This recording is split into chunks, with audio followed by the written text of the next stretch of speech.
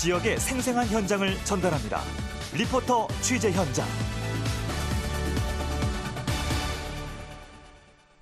최유린 리포터 나와 있습니다. 어서 오세요. 네, 안녕하세요. 예, 순천에는 청춘 여행 길잡이라고 여행 정보를 알리고 관광 콘텐츠를 개발하는 청년들이 있다고요. 네, 청춘 여행 길잡이들은 순천을 찾는 관광객들에게 음식과 숙박, 또 여행지 등 맞춤형 관광 정보를 제공하는데요.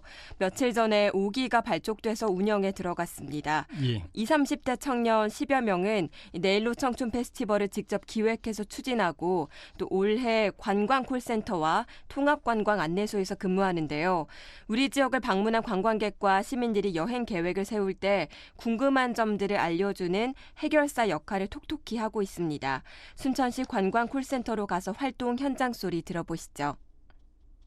버스를 타고 한 10분 정도 가셔야 네, 그냥 되거든요. 그래서 3명이랑 택시 타고 가려고 하는데. 아, 네. 그러면은 문화의 거리 쪽 가시면은 문화의 거리로 가달라고 하면 돼요? 네, 여행에 대한 정보랑 맛집 같은 것도 나와 있거든요. 이거 참고하시면 될 것 같아요. 네. 이제 순천에 대해서 여쭤보시는 것들 여기 자료들이랑 저희가 보고 설명해드리고 있어요.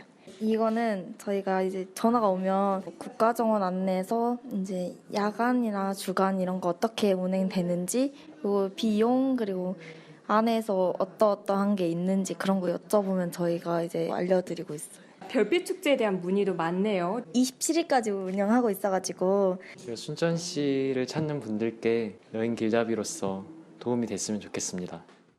이 올해 5기가 활동에 나섰다고 하셨죠? 네. 그럼 지난 1기부터 4기 청년들 어떤 성과를 냈을까요? 이제 각 기수 청춘 여행 길잡이는 1년씩 활동을 해왔는데요. 청년들이 우리 지역에 숨은 다양한 관광 자원을 발굴하고 또 상품을 개발하면서 여러 성과가 있었습니다. 예. 지난해 4기는 2019 광주 세계수영선수권 대회를 포함한 각종 행사와 또 박람회에 참가해서 홍보부서를 운영하면서 다양한 관광 네트워킹 활동을 펼쳤고요. 예. 또 1기 같은 경우에는 팁북을 제작을 했어요. 그러니까 손바닥만한 크기의 관광지별 교통 시간과 또 음식점별 특징 등 이제 청년들이 기존에 알려진 정보에서 다른 자원들까지 발굴해서 여행 알짜 정보를 가득 담았는데요. 예. 또한 내일로 여행객을 대상으로 한 페스티벌을 개최하면서 관광 네트워크를 구축했습니다. 예. 이 관련해 가지고 최근 저희 방송에 출연했던 정희주 씨도 청춘 여행 길잡이 출신이고 또 여행 관련 협동조합도 만들었지 않습니까? 맞습니다. 색다른 녀석들이라는 여행 관광 협동조합을 운영하고 있죠. 이 청춘여행 길잡이 활동 이후에 관련된 일을 이어가는 청년들이 있는데요. 예. 이렇게 여행업체를 창업하거나 또 청춘창고에 입점한 청년도 있고 캠핑카 대여 사업에 뛰어든 청년도 있습니다. 예.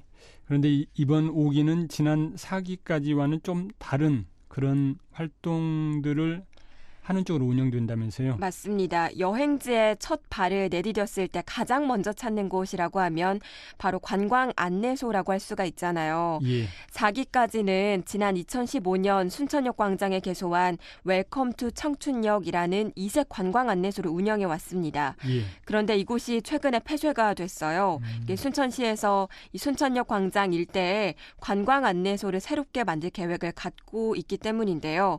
그래서 앞서 말씀드린 것처럼 5기는 현재 관광 콜센터에서 주로 활동하고 있는 상황입니다. 예. 그래서 일부 청춘여행 길잡이들은 이 웰컴 투 청춘역 운영 방식에 대해서 행정이 좀 고민을 해봤어야 한다라고 지적하는데요. 청춘여행 길잡이 1기 정희주 대표의 말 들어봤습니다.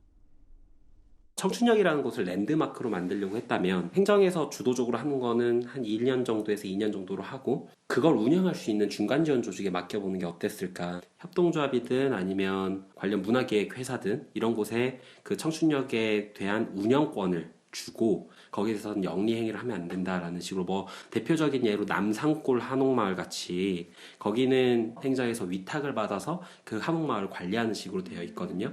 대표적으로 청춘역이 힘들었던 이유는 첫 번째가 행정공무원들이 계속 바뀌다 보니까 비전을 제시해 줄 수 있는 헤드쿼터가 없다고 그래야 될까요? 그런 게 계속 비전이나 이런 것들이 만들어지고 흐트러지고 만들어지고 흐트러지다 보니까 그게 점점 이어지지 않고 전통은 쌓여야지 만들어지는 건데 이거는 중간중간에 휘발되면서 날아가면서 똑같은 문제를 똑같이 고민하고 있는 상태가 돼버린 거죠.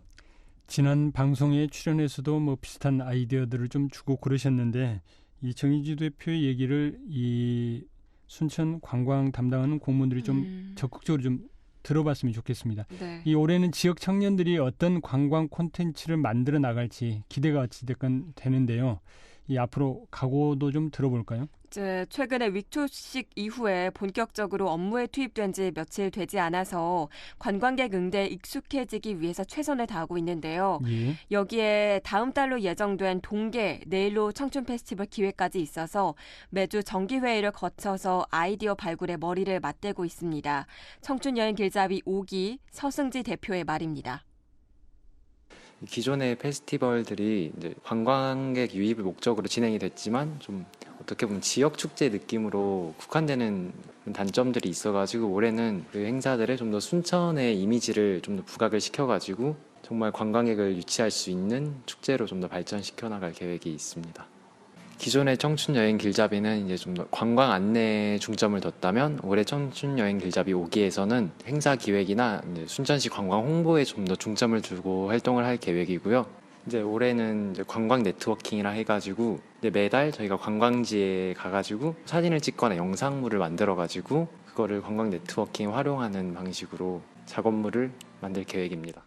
이 청춘 여행 길잡이들 대단한 이런 각오랄지 의지들을 갖고 있는데 이 과정에서 독특하고 창의적 시각을 갖는 게 무엇보다 중요하지 않을까 싶은데요. 맞습니다. 올해부터 웰컴 투 청춘역 운영이 중단돼서 관광객들과 직접 얼굴을 마주하기보다는 콜센터를 운영하면서 전화 너머로 여행 정보를 알려주는 게 주요 업무라고 말씀을 드렸잖아요. 예. 이렇게 운영 방식이 크게 달라진 만큼 활동 방향에 대해서 다시 잡아보는 시간이 필요할 테고요.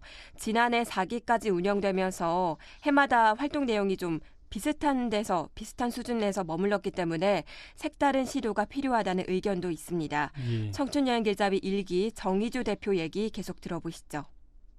전 좀 아쉬웠던 거는 전기수가 했던 걸 그대로 답습하는 느낌이었어요. 그러니까 그 친구들이 자기들만의 색깔을 표현하고 그리고 자기들만이 컨텐츠를 만들어서 운영해야 되는데 그 전에는 이렇게 했으니까 이번에도 이렇게 하면 돼 라는 생각이 들더라고요. 뭐냐면 대표적인 걸로 왜 매번 네일로 페스티벌을 똑같은 시기에 하는지 그게 전 사실 제일 의문이었거든요. 왜냐면 지금 네일로들이 많이 떨어지기도 했고 다른 방향으로 네일로 페스티벌 해보면 어떨까. 뭐 예를 들어서 순천 네일로 페스티벌을 저기 부산 가서 한다든지. 네, 관광객들의 수요가 점차 다양해지고 또 관광 홍보 방법도 다양해지고 있는데요.